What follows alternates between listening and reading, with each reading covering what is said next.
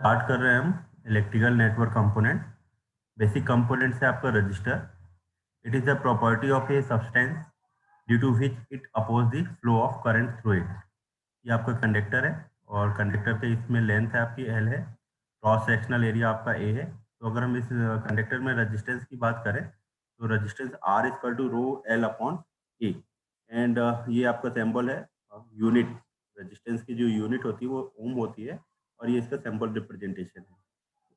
Where L is the length of conductor, इसकी unit आपकी metre है, इसको हम स्मॉल एम से रिप्रेजेंट करेंगे। Capital A is the area of cross sectional metre square.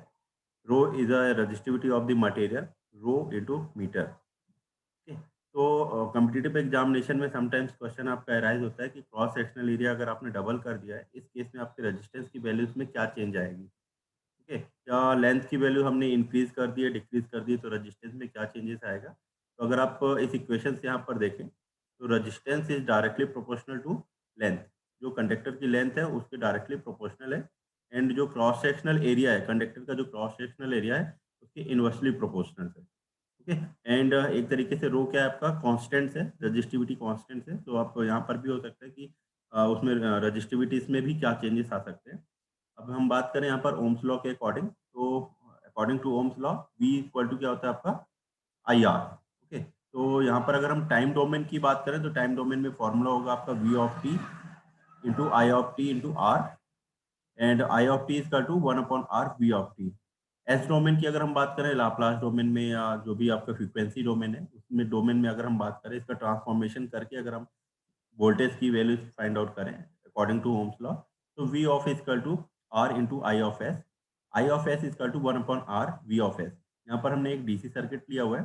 DC circuit is consist of only voltage and current and one elements of resistance. Okay, तो ये आपका डीसी सर्किट है और इस डीसी सर्किट में ये नेटवर्क भी हम बोल सकते हैं क्योंकि network is the interconnection of elements. Okay, और एलिमेंट्स और डिवाइसेस। तो ये अगर आपका एक नेटवर्क है, इस नेटवर्क में आपका एक वोल्टेज है और रेजिस्टेंस हमने सीरीज में कनेक्ट कर रखा है। तो इस जो सर्किट में करंट क्या फ्लो हो रही है आपकी आई ऑफ टी। तो इसके अकॉर्डिंग हमने यहाँ पर ये फॉर्मूला जनरेट किया कि V of T is to क्या होगा R I of T is to 1/r V of T.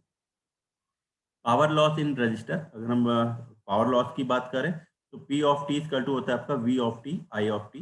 तो I square T into R equal to V square T upon are.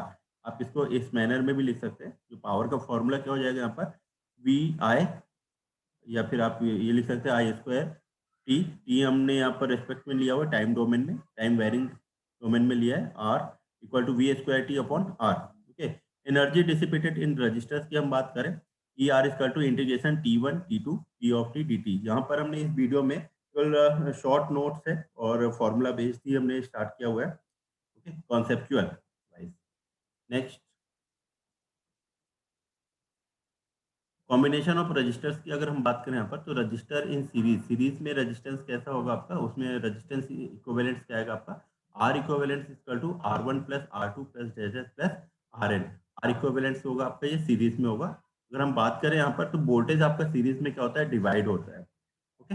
और according to Ohm's law and according to जो भी आपका Kirchhoff voltage law है, अगर उसके through आप यहाँ पर फाइंड आउट करें तो आप डेरिवेटिव टर्म्स में भी इसको सॉल्व करके आर इक्विवेलेंट की वैल्यूज आप फाइंड आउट कर सकते हैं। बट यहाँ पर हमने क्या है only formula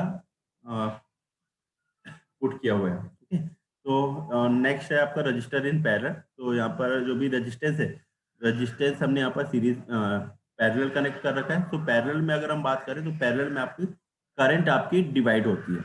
okay. And I is to V upon R equivalent. So R equivalent equal to 1/r1 plus 1/r2 plus 1/rn। Okay. तो यहाँ पर पैरेलल कनेक्शंस की अगर हम बात करें तो पैरेलल कनेक्शन में आपका रेजिस्टेंस क्या होगा, आर इक्विवेलेंस क्या होगा R1 1/r1 plus 1/r2। Now we take suppose यहाँ पर अगर हम टू रेजिस्टेंस ले रहे हैं तो उसके अकॉर्डिंग क्या हो जाएगा आपका R equivalence equal to R1 R2 upon R1 plus R2। Okay. ऐसे ही सिमिलरली अगर नंबर ऑफ रेजिस्टेंस ज़्यादा ब्रांचेस में कनेक्टेड है तो उसके अकॉर्डिंग आप फॉर्मूला जनरेट कर सकते हैं। नेक्स्ट कंपोनेंट्स आपका जो बेसिक नेटवर्क कंपोनेंट्स है, कैपेसिटर है। तो the circuit element that stores energy in the form of electric field is a capacitor और capacitance, and C is equal to होता है epsilon naught epsilon R A upon D, where epsilon naught is a permittivity of free space farad per metre, ये इसकी unit है। Epsilon R relative permittivity of the dielectric, is a cross sectional area of the parallel plates. तो इस type से ये जो formula है, ये जो आपकी इक्वेशन है, मोस्ट इंपॉर्टेंट इक्वेशन है, क्योंकि बहुत से क्वेश्चंस आपके यहाँ पर ही अराइज हो जाते हैं। जो क्रॉस सेक्शनल एरिया है उस पर डिपेंड्स कर रही है आपकी कैपेसिटेंस की वैल्यू, या डिपेंड नहीं कर रही है। अगर हम क्रॉस सेक्शनल एरिया इंक्रीज कर रहे हैं, डबल कर रहे हैं, तो कैपेसिटेंस की वैल्यू क्या होगी, इंक्रीज होगी, डबल होगी। या यहाँ पर जो हमने डी डिस्टेंस हम यूज कर रहे हैं, तो डिस्टेंस अगर हमने इंक्रीज किया तो उसका इफेक्ट कैपेसिटेंस की वैल्यूज पर क्या पड़ रहा है। ओके, अगर हमने रजिस्टर्स की केस की बात करें तो रजिस्टर में क्रॉस सेक्शनल एरिया हमने इंक्रीज किया था तो रजिस्टेंस की वैल्यू डिक्रीज हो रही थी, एंड लेंथ इंक्रीज करने पर रजिस्टेंस की वैल्यू इंक्रीज हो रही थी। बट यहाँ पर क्या है, अपोजिट है। जो डिस्टेंस है, डिस्टेंस अगर आप इंक्रीज करते जाएंगे तो कैपेसिटेंस की वैल्यू क्या हो जाएगी आपकी, इन डिक्रीज होती जाएगी। जैसे आप डिस्टेंस इंक्रीज करेंगे तो सी की वैल्यू रिड्यूस होती जाएगी। ओके, और ये आपका वोल्टेज है। अगर हम कैपेसिटेंस के क्रॉस में वोल्टेज फाइंड आउट करें तो V of T equal to 1/c integration 0 to T I of T D T. तो I of T equal to C D V T upon D T, ये आपका time domain में है। And frequency domains की अगर हम बात करें तो V of s is equal to 1 by SC I of s. I of s is equal to SC V of s. Okay. So when the capacitance is removed from the source, the capacitor retains the charge and the electric field until a discharge path is provided.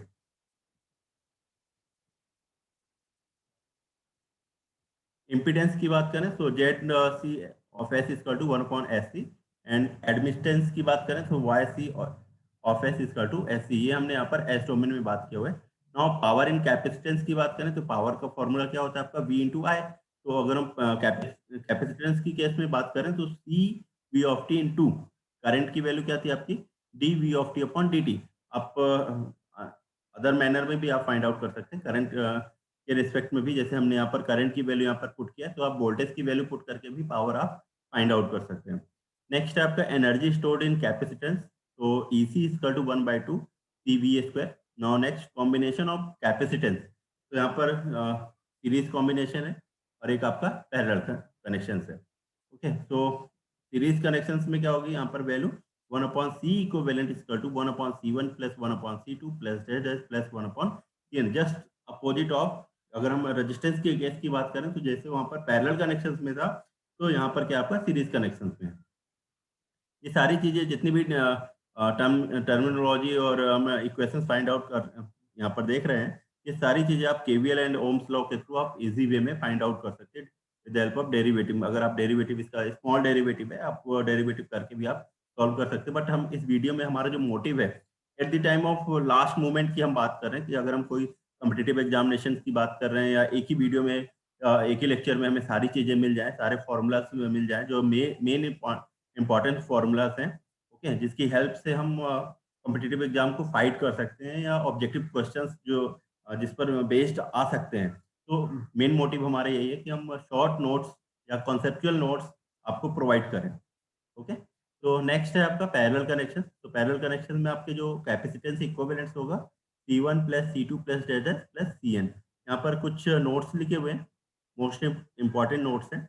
Under steady state condition for DC, supply capacitor act as open circuit. Okay, capacitor doesn't allow sudden change of voltage until impulses of current is applied. If until impulse of current is applied, then at t equal to 0 plus, 0 plus means initial, जैसे initial just जो आपने start किया उससे एकदम उस movement से थोड़ा सा आगे, it stores 1/2c joules energy. Okay, and power dissipation in idle capacitor is 0. तो ये मोस्ट इंपॉर्टेंट क्वेश्चन है, मोस्ट इंपॉर्टेंट नोट्स भी आप कह सकते हैं इसको। नोट तो ये आपका NOTE नोट है। इस टाइप से समटाइम्स एग्जामिनेशन में एज इट इज ऐसे सिंपल से क्वेश्चन ही आ जाता है और वहाँ पर आपको ट्रू फॉल्स या ऑब्जेक्टिव वहाँ पर भी ऑप्शंस गिवन होंगे, उसके अकॉर्डिंग आपको टिक करना होगा। नेक्स्ट जो आपका इलेक्ट्रिकल कंपोनेंट्स है वो आपका इंडक्टर है।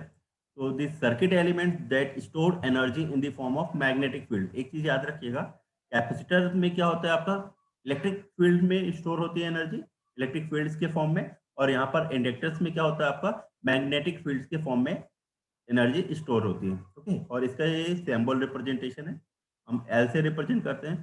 तो एल इक्वल टू क्या होगा, mu naught N square A upon L. Henry इसकी यूनिट है, कैपिटल एस से रिप्रेजेंट करते हैं यूनिट को, where mu naught is a permeability of the free space H per metre, जबकि कैपेसिटेंस के केस में क्या था यहाँ पर, फैरेड पर मीटर।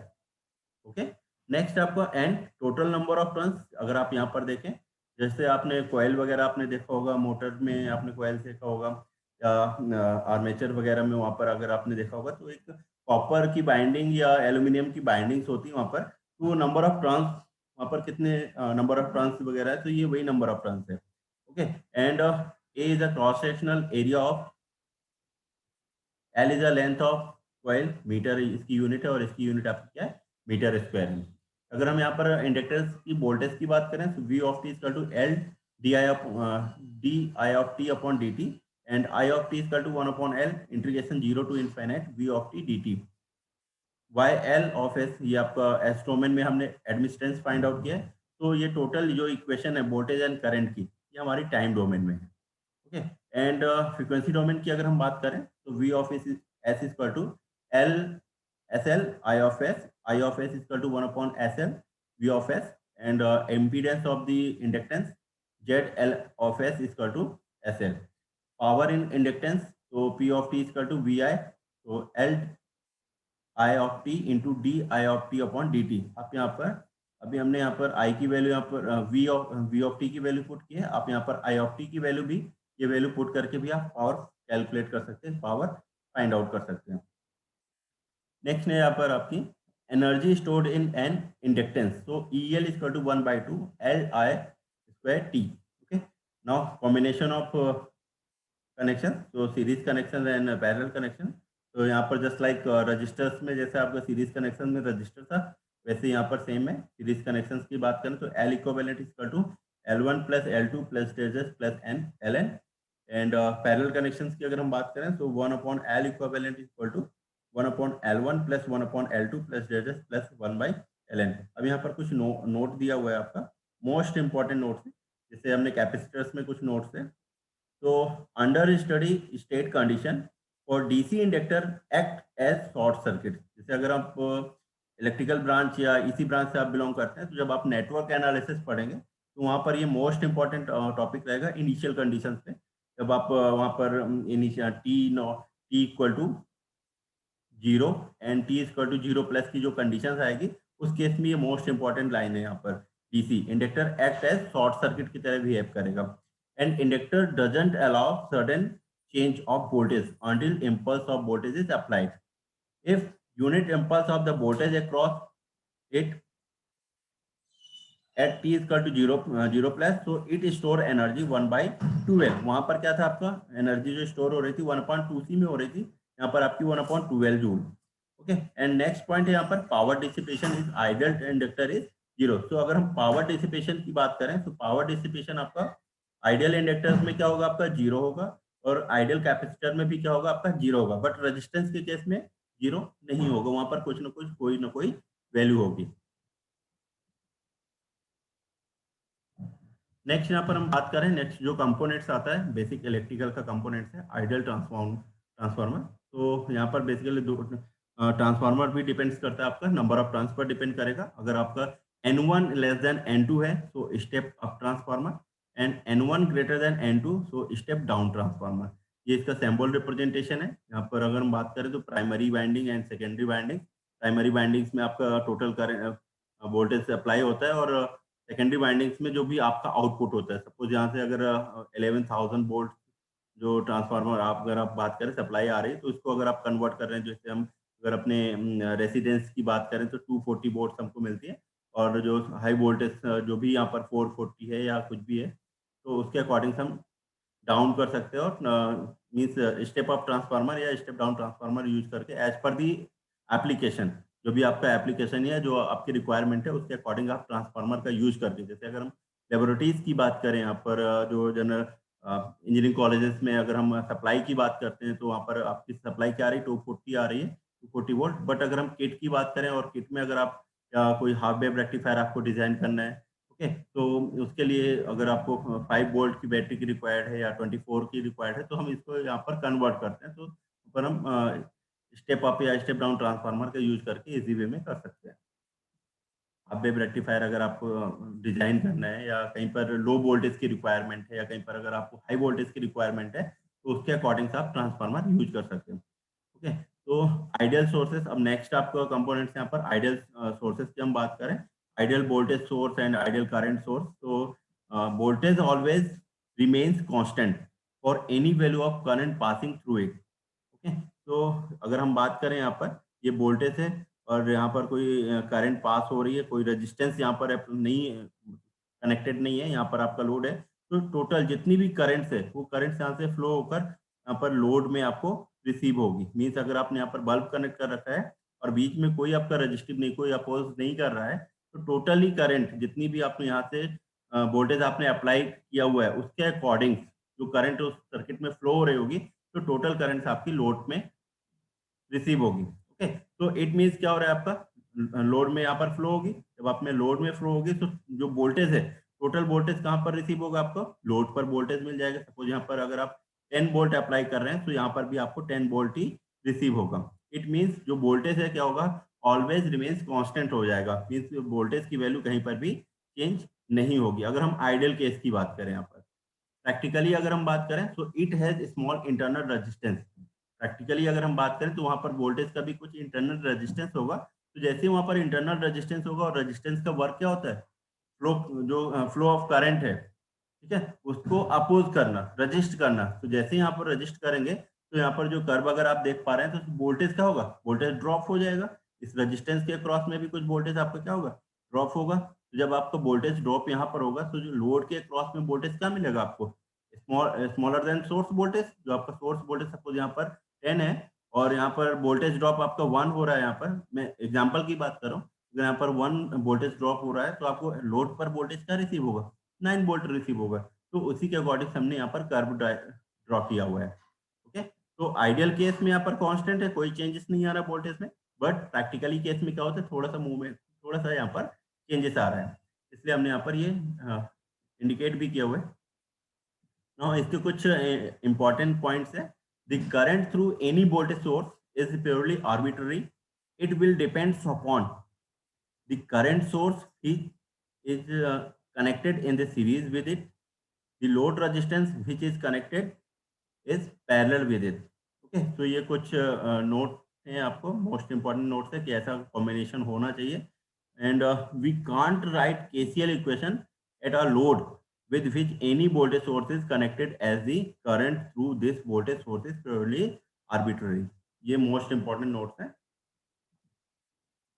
अभी हमने आइडियल सोर्स वोल्टेज और practically voltage source and ideal voltage source learn किया हुआ है। अब यहाँ पर हम स्टार्ट कर रहे हैं आइडियल करंट सोर्स की बात करें, तो current always remains constant for any value of voltage across it.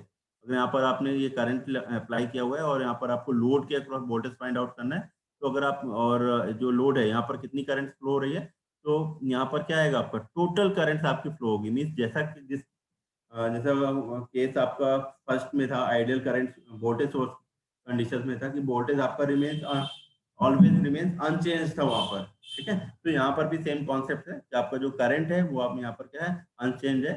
जब हम प्रैक्टिकली की बात करेंगे तो प्रैक्टिकली क्या होगा, यहाँ पर एक इंटरनल रेजिस्टेंस जो उसके पैरेलली कनेक्टेड होगा।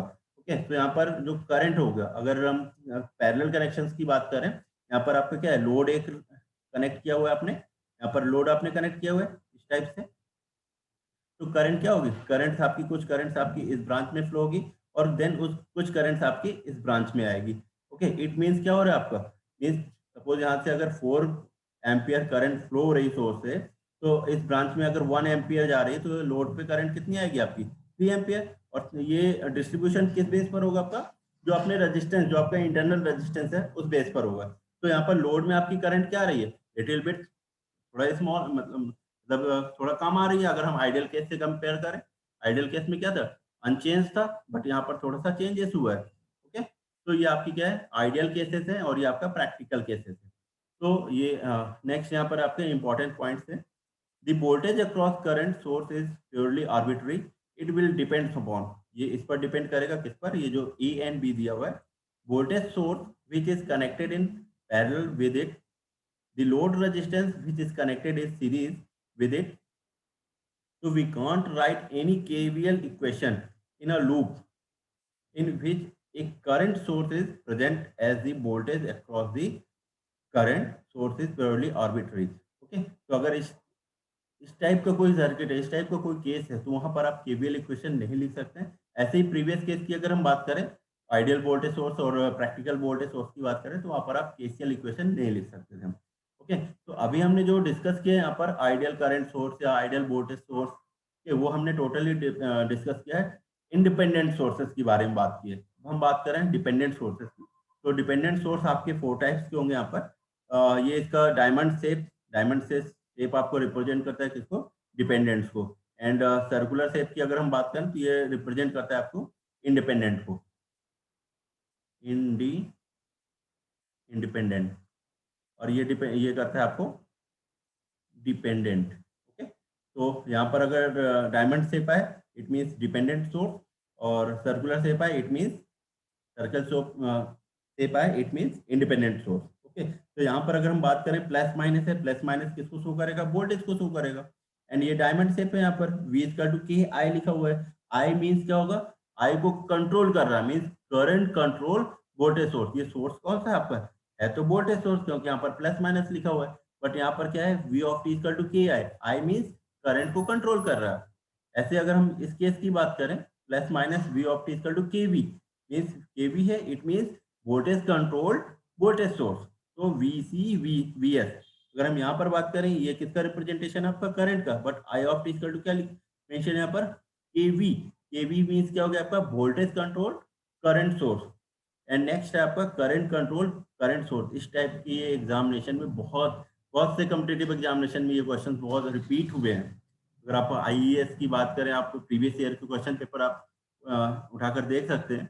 इस टाइप के क्वेश्चन बहुत से, अगर केवी की बात करें, केंद्रीय विद्यालय संगठन की अगर बात करें, तो वहां पर भी इस टाइप्स की बहुत ही एग्जामिनेशन में, या अगर हम टेक्निकल पॉइंट ऑफ व्यू से भी बात करें यहाँ पर, वैसे तो यहाँ पर टोटली टेक्निकल है, बट अगर हम कॉम्पिटेटिव एग्जामिनेशन या किसी प्राइवेट सेक्टर में आप गवर्नमेंट अप्लाई कर रहे हैं और वहाँ पर टेक्निकल राउंड के इंटरव्यू वगैरह में, तो इस टाइप्स के समटाइम्स राइज हो जाते हैं। ओके, तो ये हमेशा आपको कीप इन माइंड रखना है। नेक्स्ट है यहाँ पर एलिमेंट्स की हम बात करें, क्लासिफिकेशन ऑफ सर्किट एलिमेंट्स की। तो बेसिकली यहाँ पर 3 टाइप्स के एलिमेंट्स हैं, linear and non linear elements.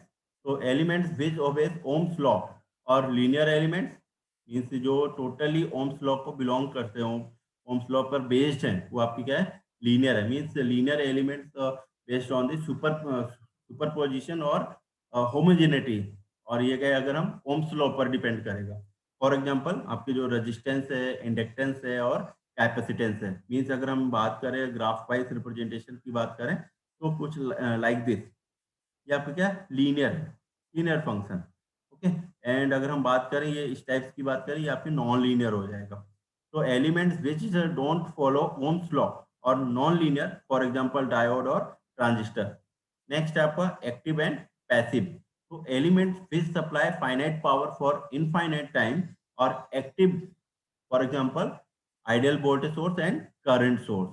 Okay, and elements which others absorb or supplies finite power only for finite time, example resistance, inductance and capacitance। एक चीज यहाँ पर नोट करिएगा, infinite time supply finite power for infinite time, supply finite power only for finite time।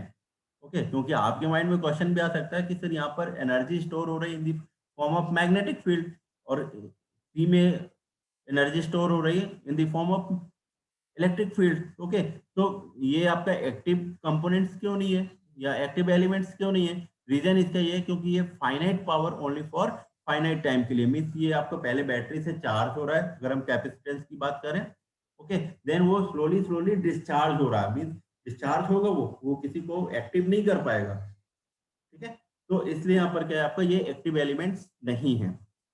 Next आपका unilateral and bilateral. तो elements which allow flow of current only in one direction और unilateral, for example diode की अगर हम बात करें, means only one direction में current का फ्लो होगा, करंट का कंडक्शन जो होगा, अगर हम ये डायोड की बात करें, यहाँ पर जो करंट फ्लो हो रही है वो केवल पर्टिकुलर एक ही डायरेक्शन में फ्लो हो रही है। ठीक है, elements which allow at a time, at a time की बात कर रहे हैं, ठीक है, elements which allow current flow in both the direction R L C. अगर हम रेजिस्टेंस की बात करें तो रेजिस्टेंस में अगर आपका लूप हमने करंट की डायरेक्शन अगर इस टाइप से ली हुई है तो करंट आपकी यहाँ से भी फ्लो हो सकती है, और सेकेंड लूप में अगर हमने करंट की डायरेक्शन एंटी क्लॉकवाइज ली है तो करंट आपकी यहाँ से भी डायरेक्शन मीन्स करंट फ्लो हो सकती है। नेक्स्ट यहाँ पर इंपॉर्टेंट पॉइंट्स है आपकी, linear network is one which hold the principle of superposition, जैसे मैंने यहाँ पर स्टार्टिंग में ही बताया था, superposition and principle of homogeneity both. Okay, next आपका elements which conduct in both direction is called bilateral. अगर हम बोथ डायरेक्शंस की बात करें, जैसे यहाँ पर हमने बात किया था ये बोथ डायरेक्शन, ओके, तो that type of elements is called bilateral elements. So a network containing circuit element without any energy source is called passive network. ठीक है, RLC. A network containing energy source together without other circuit element is called the active network. Okay. For example, op-amps and transistor. Next यहाँ पर कुछ और importance है, properties of periodic signals की बात करें। So for periodic signal, suppose अगर आपका कोई एक्स की आपका सिग्नल्स है तो उसकी जो एवरेज वैल्यू आएगी वो X average value of T equal to 1 upon T integration 0 to X of T. Suppose अगर हमने ये साइनोसॉइडल फंक्शन की बात करें ये इस टाइप से, यहाँ पर ये आपका पीरियोडिक टाइम पीरियड्स हो जाएगा, ये टी है, ठीक है, तो ये वन टाइम पीरियड में एक साइकिल आपकी क्या हो रही है, कंप्लीट हो रही है। तो अगर हमको इसकी एवरेज वैल्यूज फाइंड आउट करनी तो एवरेज वैल्यू क्या हो जाएगी, 1 upon T integration 0 to t x of t dt, where t is the time period of the periodic function, and RMS value means root mean square values क्या होगी आपकी x RMS is equal to under root 1 upon t integration 0 to t x of t whole square dt। Okay, तो ये आपका RMS values हो जाएगी। If x of t is equal to a naught plus a1 cos omega t plus a2 cos omega 2t plus dash dash plus b1 sin omega t, अगर इस type से कोई function है तो उसका जो RMS वैल्यूज आएगी वो RMS वैल्यू आपकी ये होगी। नेक्स्ट है यहाँ पर फॉर्म फैक्टर की हम बात करें तो form factor it is a ratio of the RMS value upon the average value. Form factor को हम रिप्रेजेंट करेंगे FF से। ओके, तो x RMS upon x AV, और ये इसका फॉर्मूला हो जाएगा। ये यहाँ पर आपने RMS वैल्यूज का फॉर्मूला पुट कर दिया और डिवाइड कर दिया आपने एवरेज वैल्यू से। नेक्स्ट आपका पीक फैक्टर की हम बात करें तो it is a ratio of the maximum value upon RMS value. तो PF is equal to X max upon X RMS। यहाँ पर एक टेबल दी हुई है हाफ वेव रेक्टिफायर के लिए एंड फुल वेव रेक्टिफायर के लिए। तो अगर हम एवरेज वैल्यूज की बात करें, प्योर साइन वेव की बात करें तो प्योर साइन वेव में आपकी एवरेज वैल्यू क्या होती है, आपकी 0 होती है। अगर आप यहाँ पर देखें, ये आपको ये फिगर दिख रहा होगा यहाँ पर साइन वेव पे यहाँ पर दिया हुआ है, तो ये पॉजिटिव हाफ साइकिल में, ये पॉजिटिव हाफ साइकिल है, या आपका नेगेटिव हाफ साइकिल है। तो अगर हम इसकी एवरेज निकालेंगे तो टोटल क्या हो जाएगा आपका, कैंसिल आउट हो जाएगा। यहाँ पर ये आपका प्लस भी है, सपोज ये आपका क्या माइनस भी है, तो टोटल क्या हुआ, एवरेज की अगर हम बात करें तो एवरेज यहाँ पर 0 आएगा।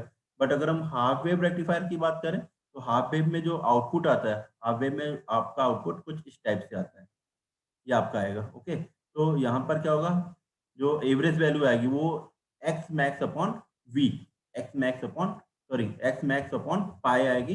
एंड फुल वेव की अगर हम बात करें तो फुल वेव में जो आपका आउटपुट यहाँ पर रिसीव होता है, फुल वेव में आपका आउटपुट इस टाइप से होगा। तो इसके अकॉर्डिंग, वेव्स के अकॉर्डिंग अगर यहाँ पर आउटपुट आप फाइंड आउट करें तो एवरेज वैल्यू आएगी आपकी 2x मैक्स अपॉन पाई। क्लियर है? आप इस फॉर्मूले में वैल्यू पुट करके आप सॉल्व भी कर सकते हैं, तो आपका आंसर यही आएगा फुल वेव के लिए, और ये आपका हाफ वेव के लिए। नेक्स्ट है आपका RMS वैल्यूज की बात करें तो जो साइनोसॉइडल फंक्शन होता है, अगर हम साइनोसॉइडल जो आपकी इनपुट की हम बात कर रहे थे, तो यहाँ पर इनपुट की बात करेंगे ये साइनोसॉइडल वेव्स की, तो इसके अकॉर्डिंग RMS वैल्यू क्या होगी आपकी X max upon root 2। But in the case of half wave, अगर हम हाफ वेव की बात करें तो X max upon 2, and full wave की कंडीशन में आपका again X max upon root 2। Form factor pi upon 2 root 2, pi by 2 and pi upon 2√2। Peak factor की बात करें तो √2 ओके, ये आपकी टेबल है, कीप इन माइंड रखना हमेशा। नेक्स्ट यहाँ पर अगर हम बात करें तो साइन ओमेगा टी, अगर हम इसको डिस्ट्रीब्यूट करें एक्सपोनेंशियली टर्म्स में, तो exponential j omega t minus exponential minus j omega t upon 2j, and cos omega t equal to exponential j omega t plus exponential minus j omega t upon 2। Sine hyperbolic omega t equal to exponential omega t minus exponential minus omega t upon 2, and cos hyperbolic omega t is equal to exponential omega t plus exponential minus omega t upon 2। Okay, तो next video में मिलते हैं आपको। Next video में हम KVL, KCL और जो भी नेटवर्क थ्योरम्स है उससे रिलेटेड हम रन करने वाले हैं। शॉर्ट नोट्स हैं, शॉर्ट नोट्स का आप यूज कर सकते हैं एट द टाइम ऑफ, अगर लास्ट मोमेंट की आप बात करें कोई भी एग्जामिनेशन वगैरह है, तो आप ये वीडियो देखकर और जो भी फॉर्मूलाज है ज़्यादा से ज़्यादा कवर करने की कोशिश की हमने यहाँ पर।